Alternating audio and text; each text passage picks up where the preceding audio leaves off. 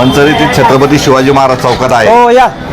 तर जे नाशिकचं प्रकरण चाललंय सध्या देशात, राज्यात आणि जगातच, म्हणजे त्याचं लक्ष वेधलंय अशोक खरात जे भोंदू बाबा आहे.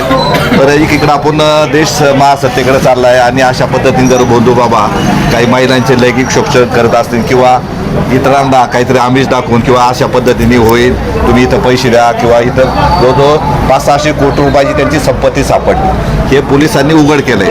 म्हणजे जर अशा पद्धतीने जर भोंदू बाबा काही परिसरात किंवा नाशिक सारखे जर सगळीकडे असतील तर या देशाची कशी प्रगती व्हायची हा मोठा प्रश्न आहे. तर मंचरकरांच्या मनात नेमकं काय आहे अशोक खरातबाबत ते आपण समजून घेऊया.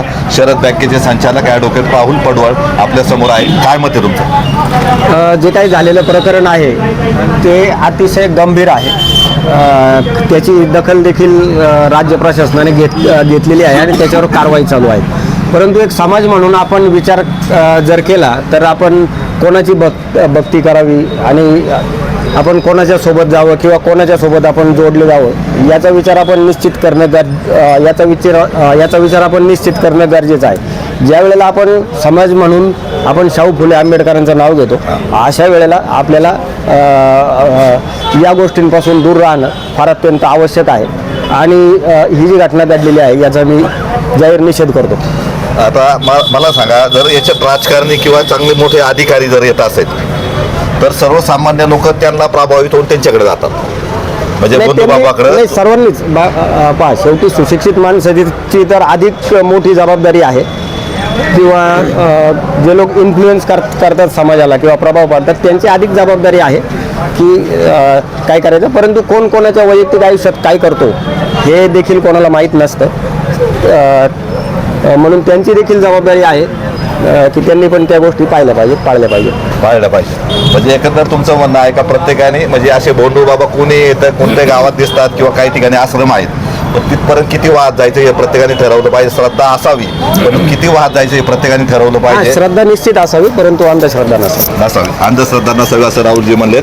आता मनसरचे नगरसेवक वसंतराव बानखिले माझ्या समोर आहे, त्यांचं मत काय आहे? भोंदू बाबाचं समर्थन करतात का त्याची चिरफाड करतात ते समजून घेऊया. प्रथमतः एक 5-7 दिवसापूर्वी महाराष्ट्रामध्ये हे एक प्रकरण झालं नाशिकचं.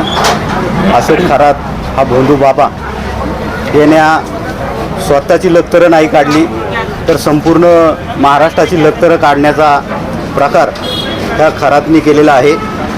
त्याचा प्रथमतः मी निषेध करतो आणि विशेष करून ह्या महाराष्ट्राला वारकरी संप्रदायाची परंपरा लाभलेली आहे आणि संत परंपरा आणि इतर काही सामाजिक जाणीवा असलेल्या परंपरांनी हा महाराष्ट्र संपन्न झालेला आहे. या संतांच्या चरणी लीन झालेला हा महाराष्ट्र कुठंतरी भोंदू बाबांच्या चरणी अलीकडच्या कालखंडामध्ये लीन होण्याचा प्रयत्न करतो आणि या भोंदू बाबांच्या नादी लागून वैयक्तिक स्वतः देखील लोक नादी लागतात आणि आपल्या परिवार देखील त्या ठिकाणी त्या भोंदू बाबाला समर्पित करतात. आज खरातसारखा एक नालायक माणूस आपण महाराष्ट्राने बघितला. त्यामध्ये जरी त्याचा दोष असला तरी त्याच्या हवाली या आपल्या घरचा परिवार, आपल्या बायका मुलं स्वाधीन करणं याच्यापेक्षा मोठं पाप कोणतं नसतं. आणि हे पाप त्यामध्ये राजकारणी असेल, काही व्यापारी असतील आणि काही त्या ठिकाणची लोक असतील, यांनी ते करून दाखवलं. परंतु याचा समाजावरती कसा परिणाम होतो की या भोंदू बाबांच्या नादी लागल्यानंतर आपलं कौटुंबिक व्यवस्था कशी नष्ट होती याचं हे उत्तम असं उदाहरण आहे. तर तुम्ही आता सांगितले संतांची परंपरा आहे, ठीक आहे, संत किंवा श्रद्धा असावी, परंतु किती वाहत जायचे प्रत्येकाने ठरवलं पाहिजे. कारण काही ठिकाणी आता हे अशोक खराचं जे प्रकरण आले समोर तर त्याच्यामध्ये पूर्ण काही समजा महिला असतील किंवा काही मुली असतील किंवा चांगले चांगले अधिकारी, IAS अधिकारीसुद्धा तिथं लीन झालेत आणि अक्षरशः त्यांची पूजा करणे, त्यांच्याबरोबर फिरणं. तर ठीक आहे, हरकत नाही, धार्मिक जरूर असावं, परंतु धार्मिकतेच्या खाली मोठ्या समाजाचा असह्य फायदा घेऊन त्यांनी करोडो रुपयाची संपत्तीसुद्धा जमवली आणि अल्पावधीतच एक नाव, म्हणजे जेणेकरून कोणाला फारसं माहीत नव्हतं, पण अशोक खरात आता सध्या सोशल मीडियावर किंवा वृत्तपत्रात मोठ्या प्रमाणात त्यांच्याबाबत टीका टिप्पणी होते आणि सरकारने सुद्धा याची चौकशी सुरू केली आहे.